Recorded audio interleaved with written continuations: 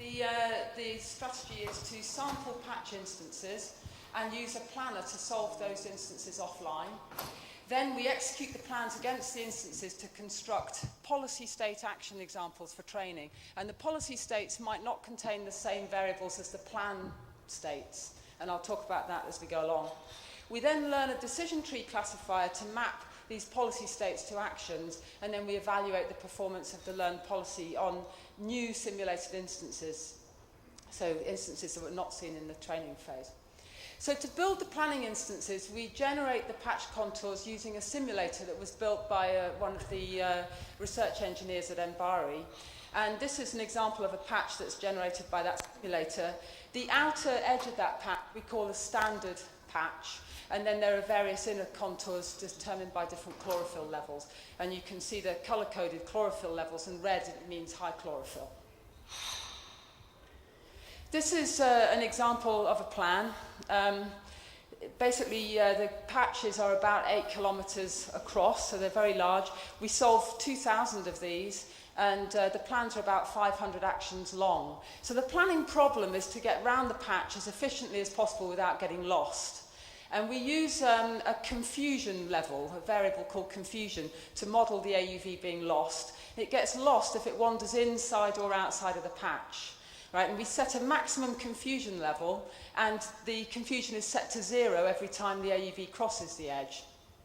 However, there's pressure on the planner to get round the patch as quickly as possible, so it can't cross the edge at every step, and therefore we end up with a combinatorial problem to solve, so the AUV can take any one of those 5 moves from any cell, and it obviously has to both keep confusion low and get round the patch efficiently. So this is an interesting planning problem. We solved this planning problem using LPGP, but you could solve it using any competent numeric planner. So the approach that's most similar to the plan-based policy learning strategy is hindsight optimization. So I just want to spend a couple of minutes contrasting hindsight optimization with our approach using this very simple example. So if you've got a situation where you are starting at a start state and moving to a goal, and you've got 2 actions out of the start state, then you might take action B with a cost of 40 and reach the goal with that total cost. Or you might take action A with a cost of 10 and get to a gate which has a probability P of being open. If the gate's open, you can then get to the goal with an additional cost of 10, but if it's closed, then you've got to go back to the start with a cost of 20 and then follow the long path, so you end up getting to the goal with an overall cost of 70. So just briefly, how would hindsight optimization learn a policy to solve that problem, starting at the initial state where you're at the start and the gate is unknown? If you take action B, then the cost is 40, so that's done. If you take action A, then hindsight optimization will sample the possible states, and there will be P states in which the gate is open and 1 minus P states in which the gate is closed. And in the states where the gate is open, the optimal plan is to apply action D to get to the goal with a total cost of 20. And in the case where the gate is closed, then the optimal plan is to do C followed by B, and that accumulates a total cost of 70. So what hindsight optimization will learn is that if you take A in the initial state, then the total cost is 70 minus 50p, and if you take B, then the total cost is 40, and then by some algebra, it turns out that if P is greater than 3/5, then A is the best action from that state, otherwise B is the best action. And we do this computation of optimal plans to the goal from every intermediate state, and finally, hindsight optimization would learn this policy. The key thing to take away from that example is that hindsight optimization samples and plans from every intermediate state. And in this example, obviously, that's no problem because there's only very few interesting states to consider. But in general, there could be very, very many, and it's therefore potentially computationally very expensive to do this. So looking at exactly the same example from the point of view of plan-based policy learning, what we would do is we would build some number of samples, let's say 1,000 samples right at the outset, and in 1,000p of those, the gate will be open, and the optimal plan will just be to do A followed by D. And in 1,000 times 1 minus p of them, the gate will be closed, and then the optimal plan is to do B. So that's our planning phase completed, and we now play those plans out in simulation against the initial policy state, which in this case is just that you're at the start and the gate state is unknown. And in 1,000 P cases, from that initial policy state, we'll apply action A, because that's what the plans tell us to do. And in 1,000 times 1 minus P cases, we'll apply action B.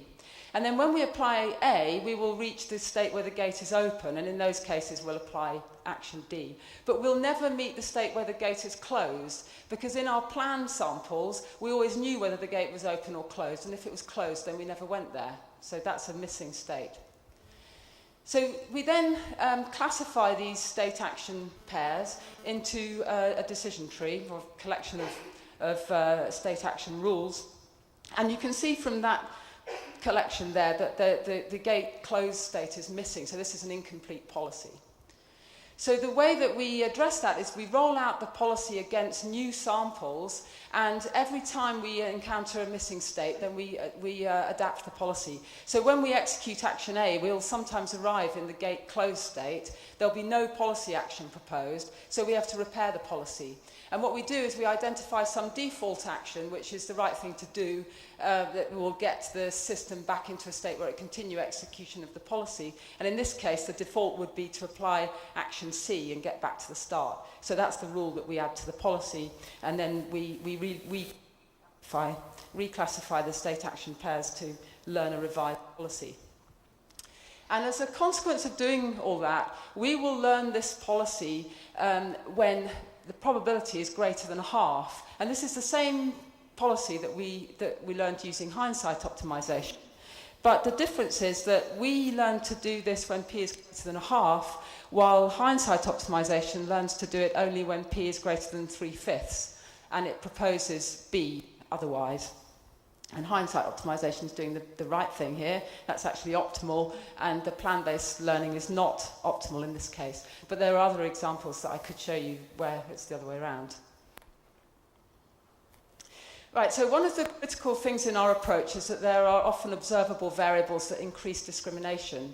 So to see how this arises, I just want to add a simple unreliable light to the example that we've been considering so far. So suppose there's a light that can be red or green that's probabilistically associated with the status of the gate according to the probability distribution there. Then suppose that the probability of the gate being open is now a half. Then what hindsight optimization would do is it would recompute the policy, given that it now has a new variable that has to be taken into account. So it will recompute all of the conditional probabilities from this state, leading to a total cost of 50.3 for action A from the state in which the light is red, and 32.5 from the state in which the light is green. And the total cost of B is the same regardless, because it's not passing through the gate. And that would cause hindsight optimization to learn this policy, that when the light is red, you do action B, and when the light is green, you do action A. Okay, but the key thing to notice is that hindsight optimization has to recalculate the conditional probabilities in each state now that we've added the light. And if we added another observable variable, then it would have to do all that work again. By contrast, in the plan-based policy learning, we don't redo the planning phase. We leave that as it is, but we now play out the plans against the initial policy state, which has now been enriched with this additional variable. So now we have initial policy state that tells us whether the light is red or green. And because the probability of the gate being open was a half, in 500 out of the 1,000 cases, A was the right thing to do, and in 200 of those cases, the light will be red, and in 300, the light will be green, and in 400 of the B cases, the light will be red, and in 100, the light will be green. That's because of the probability distribution that we have. But in the plan-based policy learning approach, we don't need to be given that distribution explicitly, whereas in the hindsight optimization approach, we do need it. So the plan-based learning strategy will then classify state action pairs into a decision tree, and you see a fragment of the decision tree there just to show you what that looks like. And the two key points are that we don't redo the planning stage when we add the light, and therefore we could add additional observable variables and we would not have to redo the planning. And finally, this association between observable variables and actions is crucial to the good performance of our policies. And we call this step observable correlate learning, because we're correlating observable variables to the actions that the planner produced. Okay, so to come back to the patch, an informative set of state variables is essential to allow the classifier to discriminate properly between the various situations in which we should apply our actions and therefore produce a well-structured decision tree. So we did a huge amount of experimentation to come up with a good collection of policy state variables for the patch following case. And I can't go into the details of what these are, but I can just point out to you that a key one is average bearing of the vehicle over the last 10 or so moves. We also keep count of the number of times that the 5 actions are applied and the confusion level of the vehicle, and a couple of other things as well that turn out to be very important discriminators. But what we don't bother to retain is the cell that is used in the plan state. So while the planner knows what cell the AUV is in and it makes its 5 moves from the cells that it visits, the policy state doesn't know about the cell. Okay, so why don't we keep the cell as one of the policy state variables? It's because we want the policy to be independent of the cell, since conditioning on the cell would make the policy orders of magnitude larger, and one of our key objectives is to obtain a small, lightweight policy that can be executed very efficiently. So then the other question is, why don't we use hindsight optimization instead of the plan-based learning approach? And the message there is that, well, first of all, I think I've already shown you that we think that the plan-based policy learning approach saves on computational effort because of not having to do planning from all of the intermediate states. But we think it's possibly true that hindsight optimization could, in principle, compute the conditional probabilities at each state by sampling from the simulator if it knew what the AUV cell was. But if it didn't know the cell, then it would be in a situation where it had to compute the conditional probability of being in a particular cell after the next move based on just knowing its average bearing over the last 10 moves, the number of times it turned left or right, and so on. And we don't think that that would be even possible, certainly not computationally feasible. So I mentioned earlier that we have to repair the policy with default actions when we find missing state action pairs. And this is another thing, defining a good default action is very, very difficult. But in the patch following example application, what we did was to roughly divide the patch into a grid of 9 cells, with each cell being about 3 by 3 kilometers. And we defined what we call an area-based default action for each cell. In fact, there are 2 for each cell, one for the case where the AUV is lost inside the patch, and one for the case where it's lost outside. And then when the policy is under execution and there's a missing state, then we simply apply the relevant area-based default action. And then we relearn the policy, and what you see on the right there is an example of the repaired policy traversing an unseen patch and doing a reasonable job of that. Okay, so now we'll go on to talking about evaluation of the strategy. For a good evaluation, we need metrics that will tell us how well we're doing. And we also need a good non-planning opponent that we can compare with. So what we did is we defined 2 metrics.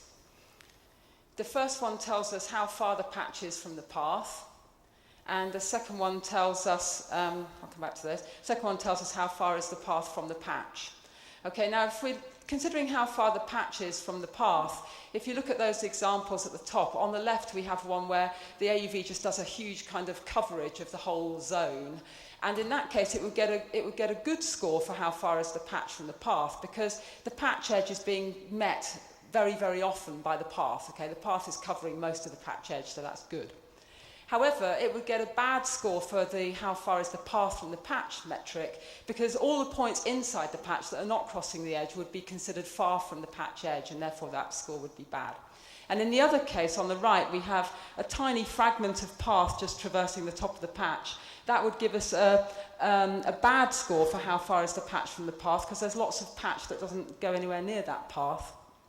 whereas it would get a good score for how far is the path from the patch, because the path is right on the patch and in the small part that it actually follows. So for the non-planning opponent, we used a static policy, which we call it a static policy. It just applies the area-based default action every time, never does anything else. So it does no planning, no learning, nothing, just applies that area-based default action, which is actually quite a competent behavior. And if you look at the examples here, this is the static policy versus the planning policy working on a standard patch, and the static policy is just as good. Okay, so the area-based default action is just as good as all that effort.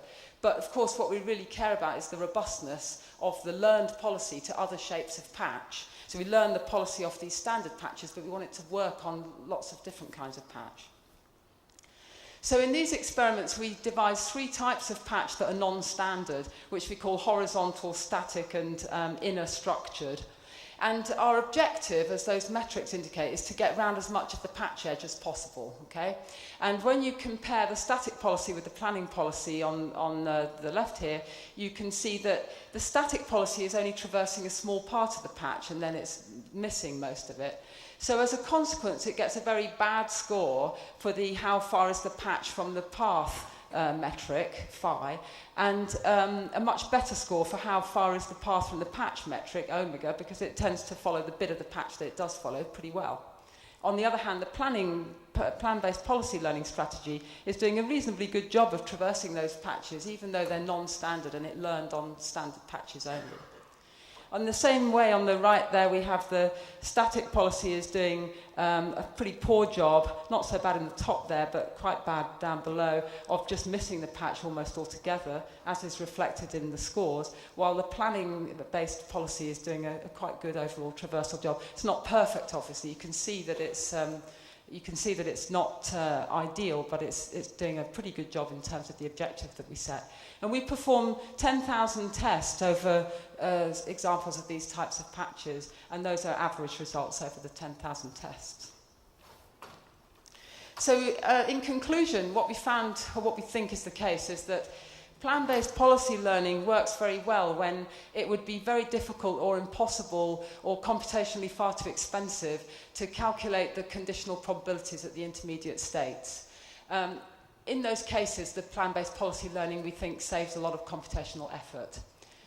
We also require that the sampled instances can be usefully seen as planning problems, because that's it's nice to have an interesting planning problem there, so you get the leverage of the planner working in that phase. And then we see a gap between the plan state variables and the observable variables that actually matter in terms of execution. And where there's that gap and the relationship between them isn't necessarily known, then the plan-based policy learning method works pretty well. So the experiments reported here were all in simulation, but as I said, Canna introduced us to this harmful algal bloom problem, and since we did this initial work, we've now started working with them on performing C-tests in which we actually experiment with our learned policy, and we did this in October. And the initial results from the C-tests were promising, but there were some issues to do with the fact that we're only working on surface patches, whereas actually it turns out that the 3D structure of the patch is quite important for good performance. So we're now working with them on extending the approach, and that's work in progress. Okay, thank you very much.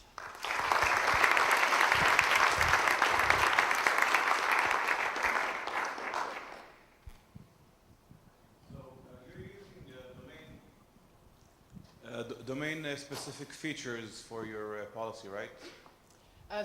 Yes, we absolutely have to define domain-specific policy state variables, yes. So have you tried some of the approaches like Alan Fern's work on learning features?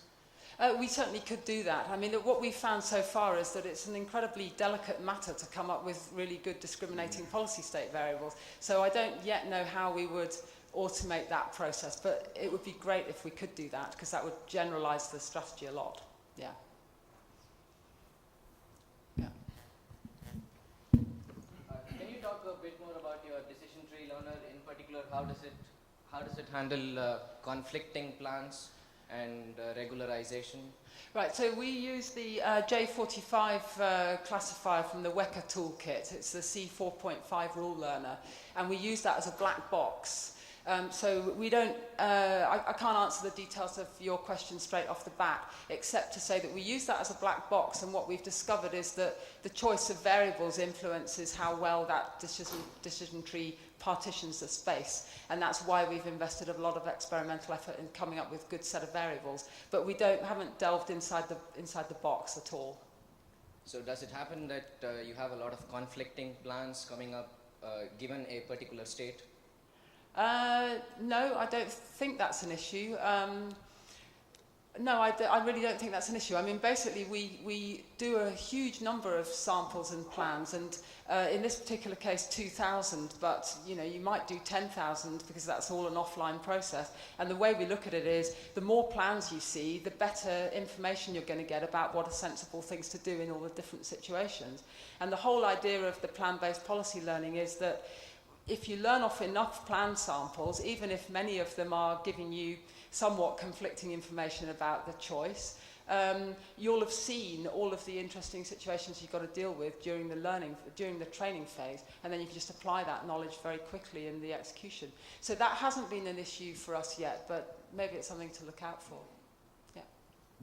So you gave an example where hindsight optimization was performing better than plan-based policy construction, and Yeah. you said there are other examples where the reverse happens. Yeah. Now, I can see the computational issues that may be the problem with hindsight optimization, but is there anything fundamental due to which plan-based policy construction may give better policies than hindsight optimization? So we have constructed a simple extension of that example where we just add another route, and it changes the way that the policy is constructed. We end up with the optimal policy, and hindsight optimization doesn't, and I can show you that example offline.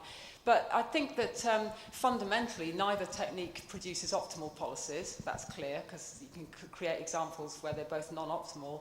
And therefore what I would say is that the key difference, the key issue for us is whether it's computationally feasible to do the optimal planning from every state or not. And in cases like the patch following, where the state space is massive and the conditional probabilities are just too hard to work out, then we think you need some other, let's say, quicker, dirtier method. I mean, hindsight optimization has the beauty of being a very nice theoretical method, but I think it's limited in terms of practical application, and that would be, that's the only fundamental reason for using the plan-based policy learning that I can think of.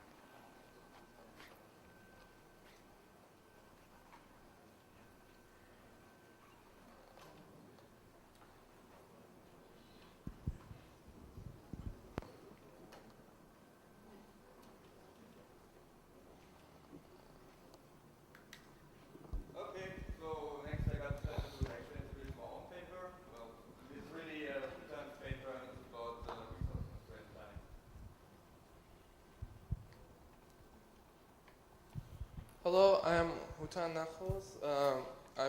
I'm a PhD candidate at the University of Alberta, and this is a joint work with Jörg Hoffman and my supervisor, Martin Mueller.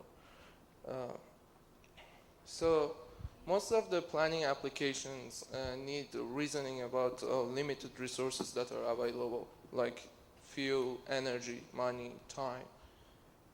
Here in this paper, our focus is on the resources that cannot be replenished.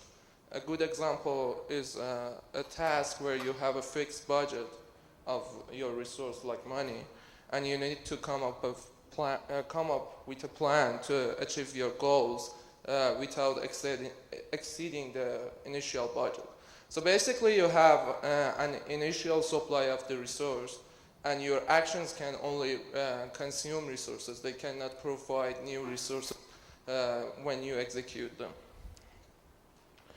So unfortunately, most of the successful planners like Llama doesn't do very well in problems with resources, especially when the problem is really constrained and the amount of resource available is scarce. And the main reason is that these relaxation heuristics that are very successful in some other domains don't really model resource consumption. And the problem gets worse here when you use greedy search algorithms like greedy best first search, because you totally rely on the heuristic values and you don't do exploration. So those heuristic values can lead you in very bad regions of the search space towards the dead ends. So we can take two approaches to improve resource constraint planning. One possible approach, of course, is to come up with new heuristic functions that can model resource consumption. And a good example of this is LPRPG Planner, which tries to consider resource consumption when they build the heuristic function. But here our approach is totally different. We are focusing on the search algorithm. We try to come up with more explorative search algorithms. And the approach is to try to improve this random walk planner, Arvand, to address resource constraint planning. So I'm going to give you a very simplified overview of the base planner we use here. It's a local search algorithm. It starts from the initial state and it runs several random walks, bounded random walks. And it uses the heuristic evaluation to just evaluate the endpoints of random walks. And for the next state, it chooses the endpoint that has the minimum heuristic value, and it directly jumps to that endpoint. We call this process endpoint search continuation. So this process continues until you find your goal state, or you decide to restart from the initial state. You might hit a dead end, or you might see you are not doing good progress in the search space, and you decide to explore another part of the search space. So the techniques that we are introducing here are called smart restarting and on-path search continuation. Smart restarting changes the way the restarting is done in R1, and on-path search continuation changes the way we are proceeding in the search space. So restarting is really important in these constraint problems because you have many dead-end states and you get usually much more restarts in the search space. Here you see an example from trucks domain, and we are plotting the minimum heuristic value reached by each search episode of R1. Each episode starts from an initial state and it ends when you restart. So you can see sometimes we reach really low heuristic values compared to the average heuristic values that is reached. But since we are restarting from the initial state and we are not learning anything from the previous runs, the distribution of the heuristic values doesn't change at all. But those runs might have some good information. You might make some good decisions at the beginning, but at the end by randomly choosing a very costly action, ruin anything. So by exploiting the information in those runs, we can learn something. So this is the idea behind smart restarting. The idea is very simple. We maintain a pool of most promising runs we have seen so far. A run is more promising if it reaches a lower heuristic value here. And then, instead of restarting from the initial state, we restart from a state visited by one of those runs inside the pool, and we choose that state completely randomly. So here we have two key parameters. One of them is, of course, the pool size, how many runs you want to keep. Another one is, when do you want to start your smart restarting? Because if you start from the beginning, it gets heavily biased towards the first runs that you had. So basically, usually we start with very simple basic restarting, and then we switch on smart restarting after a while. So if you use this technique in the same problem, you usually, after a while, get lower and lower heuristic values. And this is exactly what we expected from the design of the algorithm, to learn something over the time and decrease the heuristic values. And you can see, usually the goal is reached much faster. So this is the first technique. About the second technique, in the original Arvand, I told you we directly jump to the best endpoint at each search step.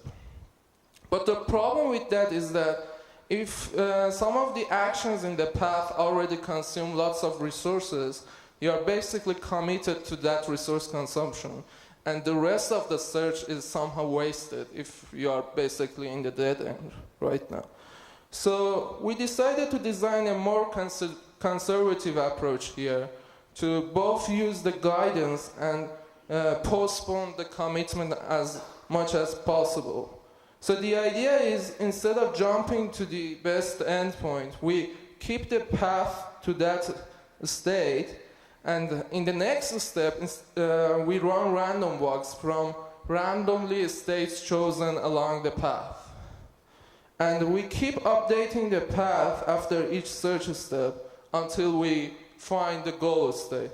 So basically, you have a partial path in the search space, and you keep updating that path.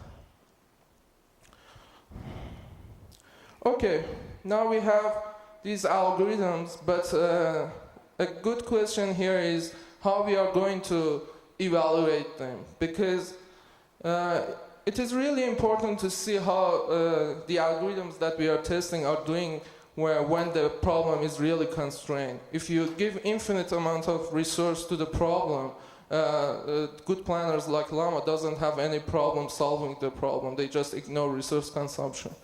So just generating problems randomly is not a good idea, because you don't get the picture right. So ideal thing is to somehow control the constraintness in the problems that we are testing. So Jörg Hoffman and his co-authors in ICAPS 2007 introduced this notion of C-value, which is the initial supply of the resource available divided by the minimum amount required to solve the task. So basically, if the task is solvable, this C-value is larger than equal to 1. And if the C is closer to 1, the problem is more constrained. So this is a very good idea, because you can measure these C values for your problems, and then you can see the performance of your planner as a function of the C value. But the problem with this definition is that it cannot be used for multiple resources. Because when you have multiple resources in the space of resource allocations, you don't have just one minimum. You have probably Pareto minimal points in that space. So one contribution of this work is to generalize this C value for multiple resources. The new definition we propose is that the C value is the largest factor by which we can downscale the initial supply of all the resources such that the problem doesn't get unsolvable. Let me give you an example here. Here we have two resources, fuel and money, and the blue curve shows the Pareto minimal surface here. So every point inside the curve represents problems that are not solvable. And the points outside the curve represent problems that are solvable. So basically we are saying that any point on the curve have the C value 1.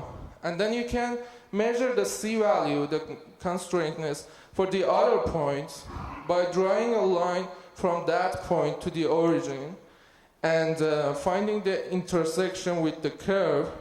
And then you can divide the x value of the point by the x value of the intersected point, or the y values, it doesn't matter, and you get the C value. So here in this example, the C value is 1.5, and you can define the C values for all the solvable problems that you have. So let me talk about the experiments. We ran experiments in 3 domains here. The key point here is that in these 3 domains, where we have generators that you can control the C value. And we spend lots of time developing generators for No Mystery and Rovers to allow that. Note that it takes time because you need to implement problem-specific solvers to find these Pareto optimal curves to be able to control the C value. But at least now 3 domains are available for the community to use it. We are testing with 8 satisficing planner and 5 optimal planner. The reason we are testing with optimal planners is that some of the search algorithms in optimal planning might be really useful for more constraint problems compared to satisficing planners. But we do not intend really to compare optimal and satisficing planning here. And this planner supports a wide range of encodings, and we run on all the supported encodings. Here I'm just going to report the result of the best encoding for the planner. I'm not going into the details about the encoding, but I just mentioned this cost-augmented encoding. This is an encoding which is only possible for problems with single resource. Here, you assign the cost of the action equal to the amount of resource consumed by the action. This way, some of the heuristic planners that consider the cost in their heuristic evaluations might get some idea about resource consumption in the plan. So we generated 450 problems. We first generated a smaller set of base problems and then just changed the C values, just the initial supply, to see the effect of the C value. Let me show you the result. These are, so you see on the axis the C value, on the y-axis the coverage. Here you see the results for the planners other than random walk planners we used. And if you don't see a curve for a planner, it means it didn't solve any problem in the domain. And here we had 2 resources, and you can see the SAT-based planner M is doing better than the other ones when the problem is constrained. But when we add random walk planners to the picture, you can see they can do much better. The purple curve shows this new system using both techniques on path and smart restarting. The black one, A2SR, just uses a smart restarting. So in this domain, just using smart restarting is better, actually. And you see a big gap between random walk planners and the other part of the figure. So this is another domain where in these problems we just have one single resource, but the size of the problem is bigger in terms of locations and other objects. You can see Llama is doing very well here, and the reason is that cost-augmented encoding, because here we just have one single resource and we could use that encoding. But again, if you add random walk planning to the picture, for example, on the point C1 see 1.1, you see you go up from 40% for Llama to 85% for Arvand plus smart restarting, which is very nice. Another domain here is no mystery. Here on the right you see optimal planners.